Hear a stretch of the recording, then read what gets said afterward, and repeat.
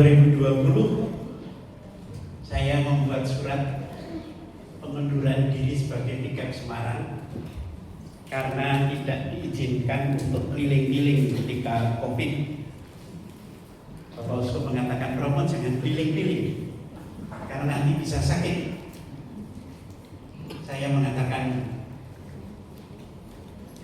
apalagi cuma sakit, mati pun akan saya jalani. Tapi saya tidak bisa kalau tidak melihat, ngecek langsung bagaimana romo-romo dalam menangani COVID. Lalu saya mengundurkan diri ketika saya ingin tugas di luar Jawa.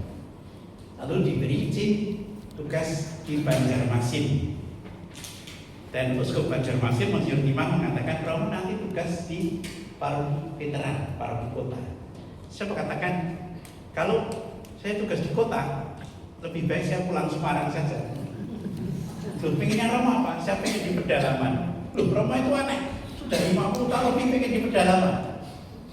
Saya tidak tahu mengucapkan itu. Dan ketika mau masuk ke pedalaman itu, di koran itu tertulis bahwa mayat belum ditemukan kepalanya. Di Mandam itu belum ditemukan kepalanya. Baru ketika saya sampai di Mandam itu 2 minggu itu mayat kepalanya baru ditemukan 10 kilo dari badannya itu. Ini Tuhan mau buat saya takut atau bagaimana? Dan seperti suatu ketidaksadarian, shock ketika sampai di sana itu.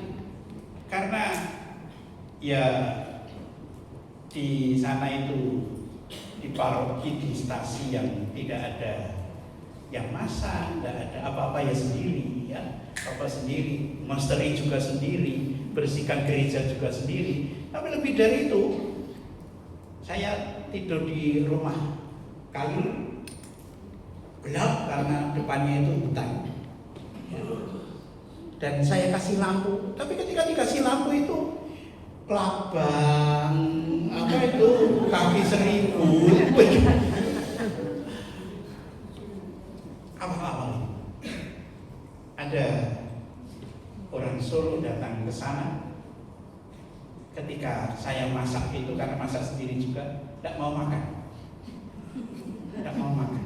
Kenapa tidak makan? Romo itu kok golek rekoso, Romo. Di Semarang, di Solo enak kok golek rekoso. Loh, si golek rekoso siapa? Atau suatu ketika Pak Rudi, mantan wali kota, dan Bu Rudi datang ke sana. Pak Rudi itu kan grengosen di Gebeng, atau Pak Rudi itu kan grengosen di Gebeng. Jadi ketika melihat saya juga cuma nangis, Romo kok sampai di tempat ini.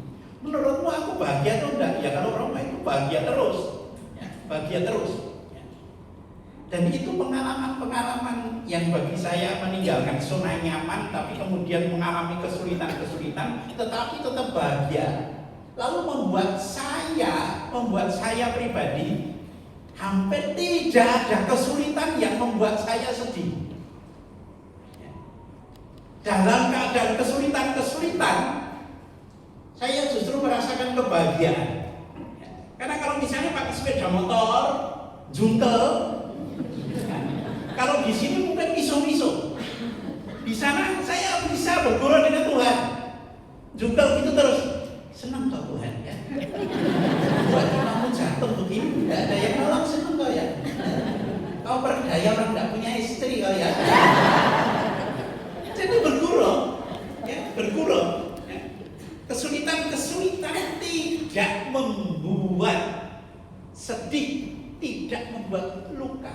Sampai kemudian saya menyimpulkan suatu kalimat, orang yang bahagia itu orang yang tidak bisa terluka oleh apapun. Sedangkan orang yang menderita adalah orang yang gampang terluka oleh berbagai macam hal. Dan orang yang jahat adalah orang yang suka melukai. Yang kadang-kala melukai tapi tidak kerosok. sini makan enak-enak. Lah kowe kok ngono ki doyan kok nek arep muntah. Itu muntah. Itu melukai orang kosong. Banyak fakta kadang terjadi seperti itu. Ya. Yesus pelayan sejati. Sebentar bagian atas dulu. Yang sebelumnya. Lahir baru menjadi pelayan yang bahagia. Di sini mengandung arti yang sangat mendalam. Lahir baru itu artinya kita dalam hidup itu mencoba suatu pola baru di dalam hidup. Dan saya ke Kalimantan itu lahir baru. Karena baru ketika di Kalimantan saya belajar naik trail. Umur 50 tahun lebih baru belajar naik trail. Yang keuskupan tidak menyediakan, tapi yang menyediakan adalah umat dari Solo. Umat dari Solo, ya betul. Dari anda itu menyediakan.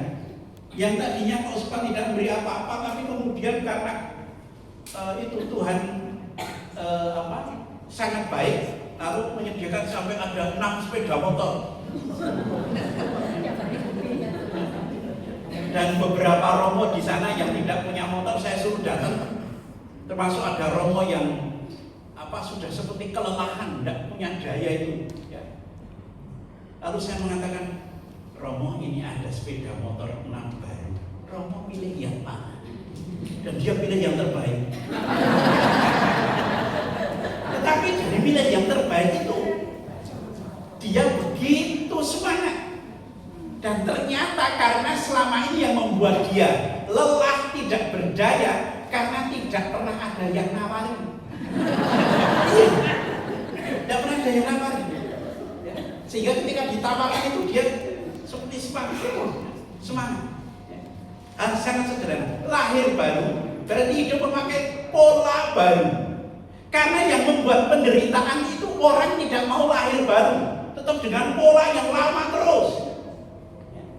Menjadi pelayan ini juga tingkatan lebih tinggi, karena banyak yang di sini tidak banyak yang jadi pelayan, tapi cuma pendelok. Ya, pendelok. Ya. Pendelok itu kan kendelalok ya, kendelok itu kan kira-kira bosone kendelalok itu ya. Ya. Banyak umat Katolik tidak mau jadi pelayan. Apa gunanya jadi pelayan? Tingkatannya itu tingkatan umat. Tingkatan umat pun ada tingkatan umat yang napas, sekedar Natal Paskah, ya, sehingga sakit napas terus gitu. Ada yang tingkatan rutin mingguan dan sebagainya. Ya. Tapi ketika menjadi pelayan itu memerlukan suatu pola baru. Pelayan menjadi pelayan yang bahagia. Menjadi pelayan yang bahagia. Ini